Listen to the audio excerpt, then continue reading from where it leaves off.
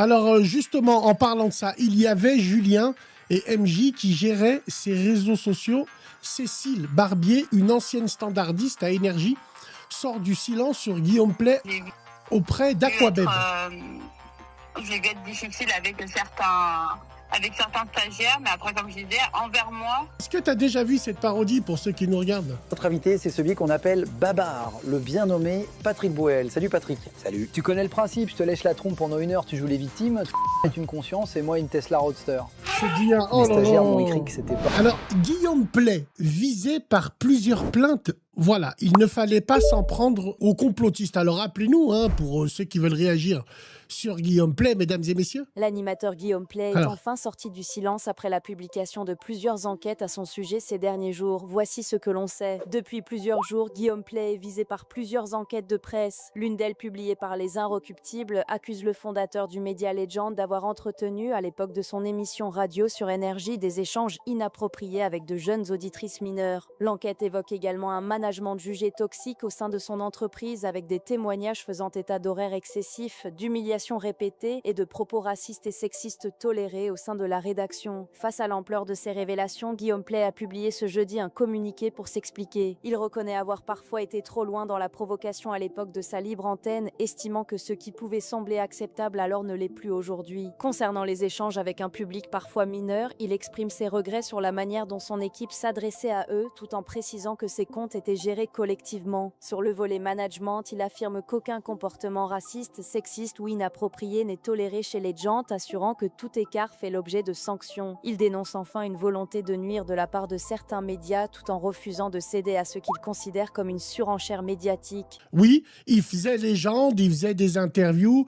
Est-ce que peut-être pour vous, c'est sorti maintenant parce qu'il y en a, je lis dans les commentaires, c'est à cause des complotistes. Est-ce que tu sais, est-ce que tu vois ce que je veux dire? Pourquoi ça tombe maintenant? Qu'est-ce que vous en pensez?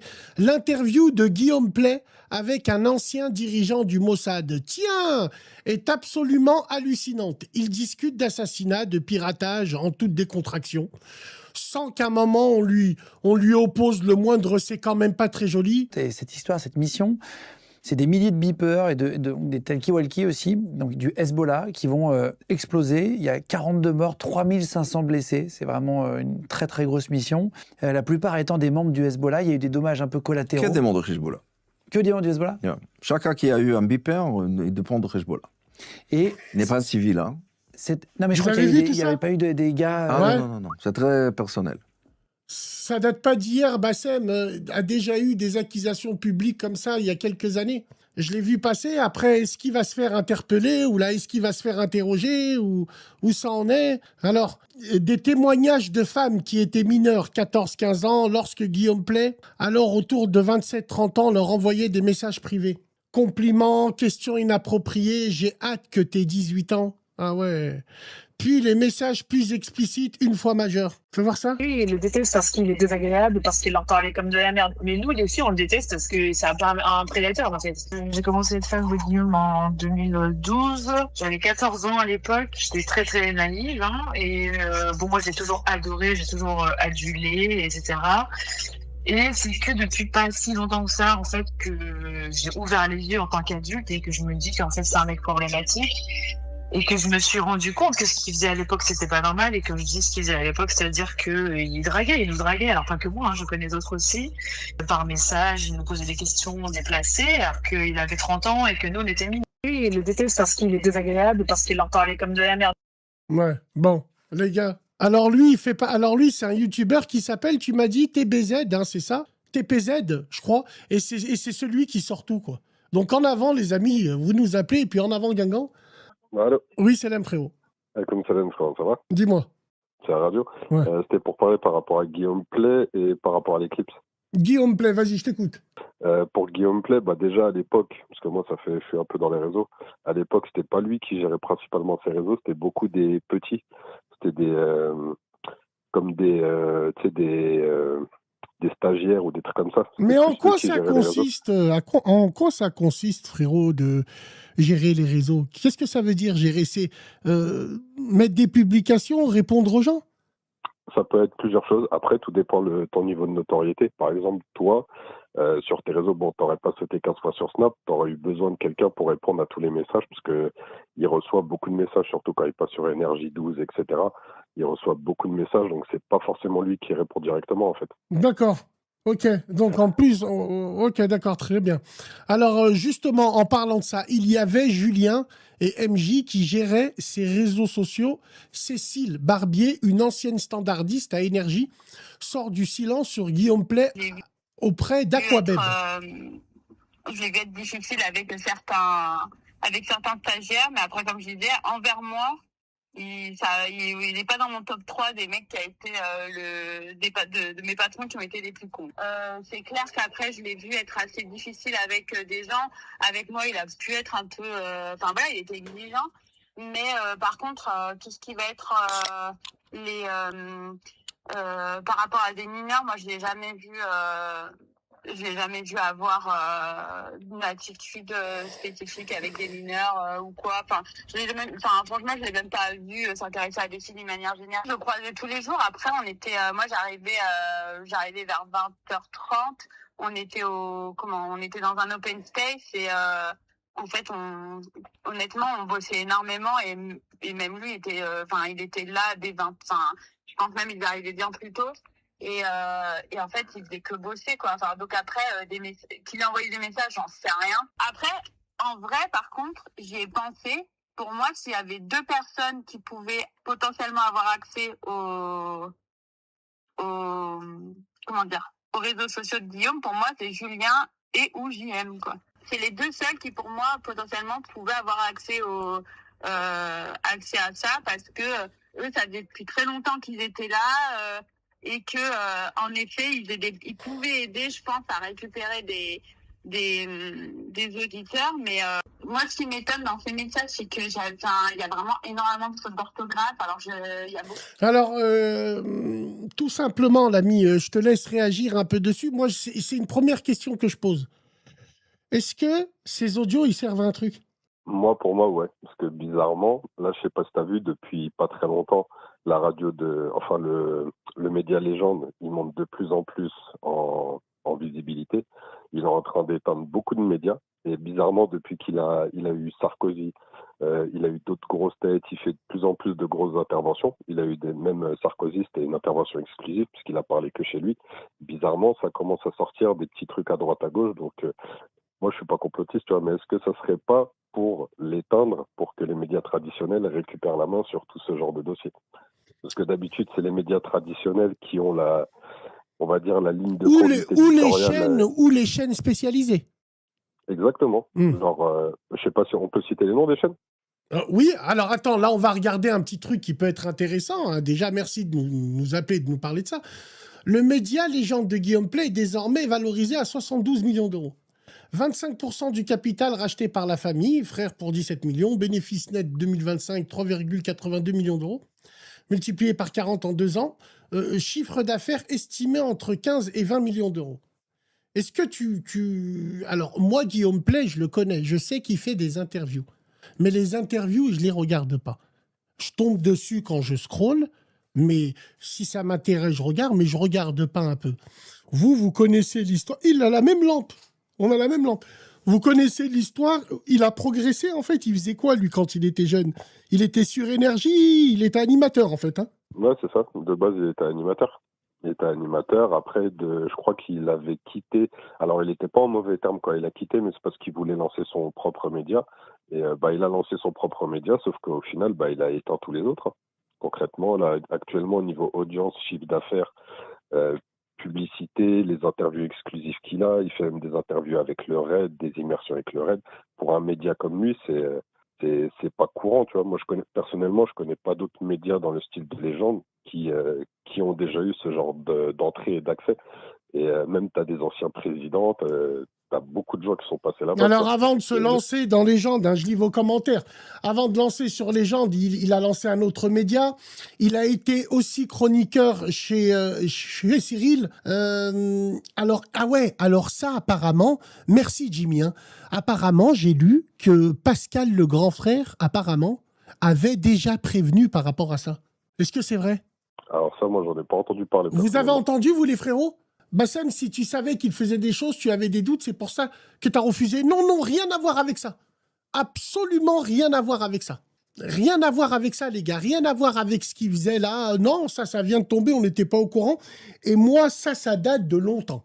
Alors, Et après, juste pour rebondir par rapport à l'interview que tu avais montré où il avait interviewé des mecs du Mossad, et en gros, Guillaume Play, dans sa ligne éditoriale, à chaque interview, il contredit. En fait, il n'est pas là pour contredire l'intervenant. C'est pour ça qu'il y a beaucoup de gens qui vont là-bas. Il est juste là pour poser des questions et tout est vu à l'avance. Hein. Il n'y a pas de surprise. C'est pour ça qu'il y a beaucoup de gens qui vont là-bas. C'est parce que c'est pas un média comme les autres qui te fait des traquenards une fois que tu es sur place. Lui, tout est vu à l'avance. Ça veut dire tout est scénarisé, entre guillemets. Donc, que ça soit lui ou même il a fait venir un mec qui croit que la Terre, elle est plate ou d'autres mecs qui croient des trucs bizarres. À chaque fois, lui, il rentre dans la peau du personnage pour rentrer dans le délire, en fait. alors, tiens, on va regarder une intervention. Tu vas être écarté de l'émission pour ne pas être venu après l'enterrement. Pascal, le grand frère et JM balancent une anecdote lunaire sur les méthodes de management de Guillaume Play en coulisses. Ah mais là tu nous as tendu là, Larco. J'ai vu, elle dirait. Moi je sais. Ouf quoi, direct balance. Ah ouais, c'est que à chaque fois on va et on se retient un peu. Ouais, tu vois. Ouais, alors ce monsieur-là, donc c'est un monsieur. Voilà. Alors ce monsieur-là, je comprends la main et on dit les choses et des fois on balance, mais après dans le montage on coupe. C'est pas parce qu'on va pas le mettre à l'aise. Là, l'occasion de la vérité. L'occasion moi je balance. Guillaume Play. Voilà. Guillaume Play. Voilà. Ouais, je balance, j'en ai rien à foutre. Guillaume Play. Je m'attendais pas à ça. Donc Guillaume Play. Ce qui est drôle, c'est que Guillaume Play, gros mytho que tu es. Parce que moi, je vais te dire la vérité. Quand tu as appelé ta boîte le QG, qui t'a donné l'idée? On s'est vu à Webedia. Je dis, ouais, Pascal, je voudrais créer un truc, YouTube, qu'est-ce que t'en penses? Ça peut cartonner. Je dis, ouais. Je dis, t'as le nom de... Je cherche un nom. Je dis, tu sais quoi? Je dis, moi, j'ai appelé ma société le QG. Le QG Training. Et je dis, tu sais, le QG, l'avantage, c'est que voilà, c'est quartier général, c'est là où tout le monde se réunit. C'est pas mal. D'accord, on l'accuse de ça aussi. Donc toi, tu penses que si ça c'est venu maintenant, c'est parce qu'il est monté en gamme dans les interventions qu'il faisait?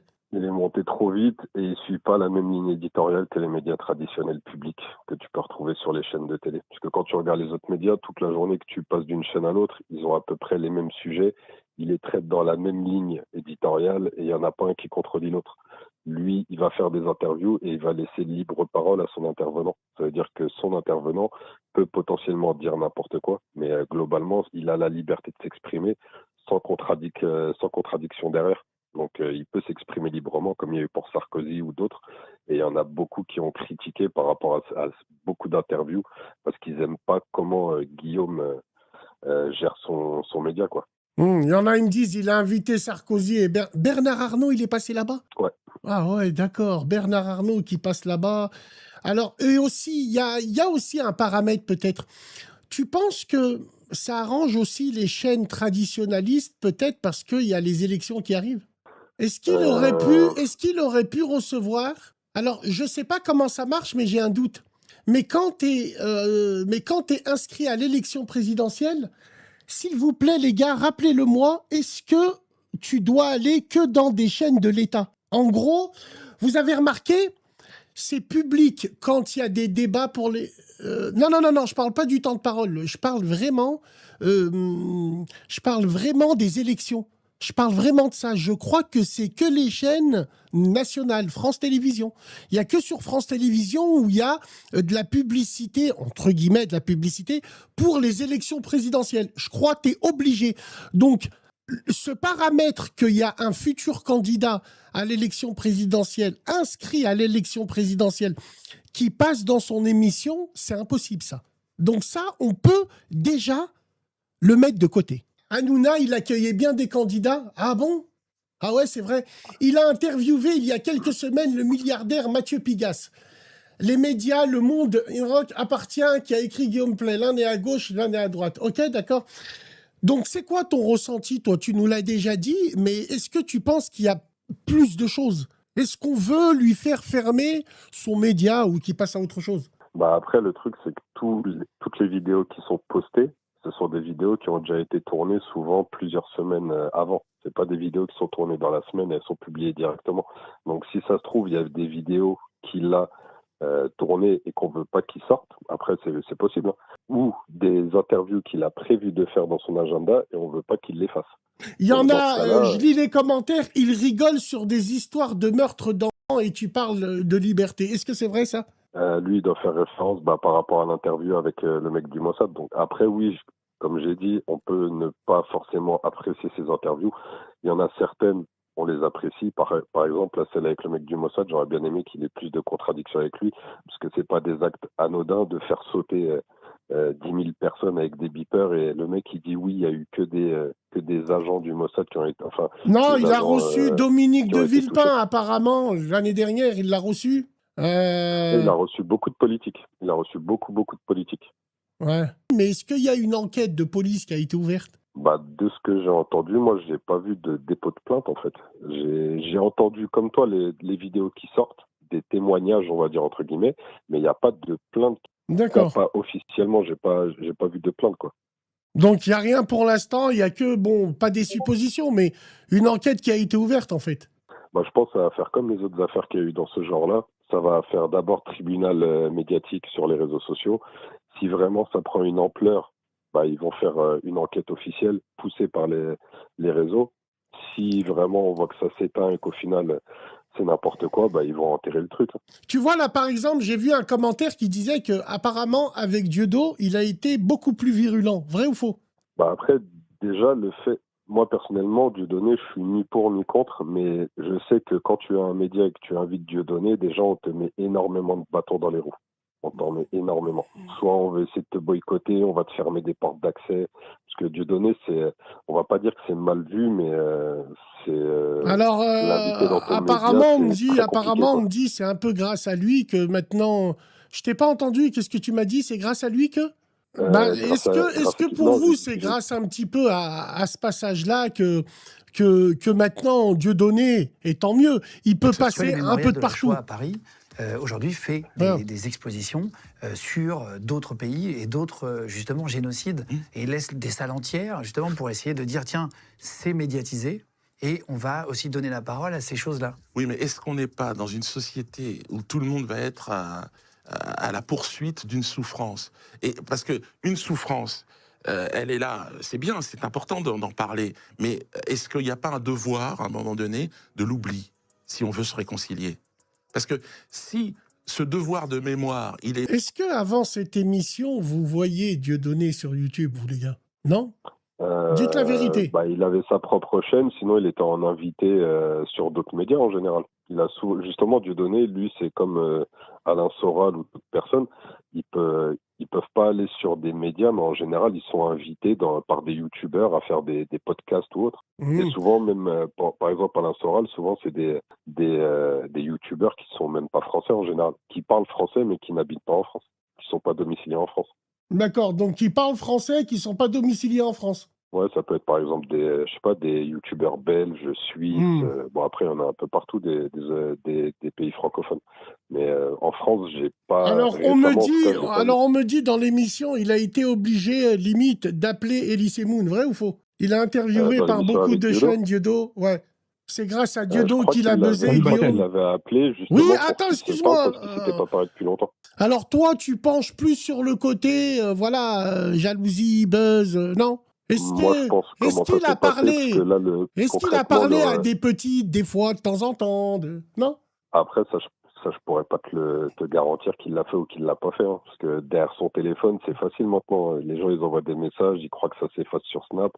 Il y a très peu de gens qui pensent sur le moment à faire des captures d'écran ou autre, parce que surtout quand c'est des jeunes, ils sont très influençables.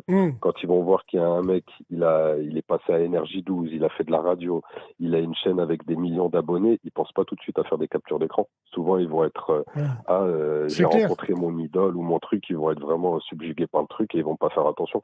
Et souvent, c'est comme ça que les prédateurs, ils arrivent à entre guillemets avoir des victimes, on va appeler ça comme ça. Mais c'est compliqué, quoi. Donc ça, je pourrais pas te le dire parce que je traîne pas avec lui non plus, quoi. D'accord. Ok, bon, écoute. Après, de toute façon, il y a jamais de fumée sans feu, comme on dit. Moi, je pense que la vérité, le passage de Dieudo dans son émission, là, je te le dis, ça l'a propulsé un peu. En gros, je pense qu'il y a beaucoup de... C'est sûr que ça a attiré la lumière sur lui. Ah oui, moi je pense qu'il y a beaucoup de gens... Il est bloqué, il se mange des restrictions par les préfectures. Peut-être que Dieudonné, il est interdit dans les spectacles, entre guillemets, il est interdit dans le gouvernement, mais pas dans les cœurs. Ça veut dire que n'importe qui fait une interview avec lui, ben les gens, quand ils vont regarder l'interview, ils vont peut-être s'abonner à la personne qui a fait cette interview, frérot. Moi, je pense que Dieudo lui a donné... Oui, bien sûr. Voilà, et Dieudo lui a donné de la force à fond, et peut-être que c'est à partir de là qu'on a commencé à enquêter sur lui, frérot, je pense aussi. Ça peut être une raison aussi. On ne l'évoque pas assez. Wallah, on ne l'évoque pas assez. Est-ce que tu as déjà vu cette parodie pour ceux qui nous regardent? Notre invité, c'est celui qu'on appelle Babar, le bien nommé Patrick Boel. Salut Patrick. Salut. Tu connais le principe, je te lèche la trompe pendant 1 heure, tu joues les victimes, tu es une conscience et moi une Tesla Roadster. C'est bien. Oh Les là stagiaires là. m'ont écrit que c'était pas ouf pour toi en ce moment. Oui, je souffre beaucoup. Ouais, tu souffres beaucoup. C'est très dur en ce moment. Hachem, c'est n'importe quoi. Qui c'est qui l'a vu, ça? Et donc, qu'est-ce qui risque Là, j'ai pas vu comment c'est drôle. C'est n'importe quoi. Tiens, regardez ça, vous rigolez, vous, en plus. Et ça parle de trompe, des fois. Ouais, ça doit être dur. C'est des paroles, faut que je c'est fasse des chialer paroles. la stagiaire. Kevin? T'es qu'une merde, Kevin! Même Morandini, il te veut pas en stage! Ah putain, ça fait du bien. Ah ouais, d'accord, putain de merde. Allah yastor, moi j'ai Mais que ça à voilà, dire. les Nikoli jouent bien leur coup, restez éveillés, gardez du recul sur tout ça. C'est Ouais. tout, hein, je voulais juste intervenir sur ça. C'est juste D'accord, bizarre. bah, Franchement, frérot, ouais, bien sûr. Merci d'être passé. En tout cas, toi, tu crois ou tu crois pas en ça? moi, j'y crois pas du tout. Ouais. Un seul témoignage, Zama à 14 piges, elle arrive, ça met son daron, ça doit être.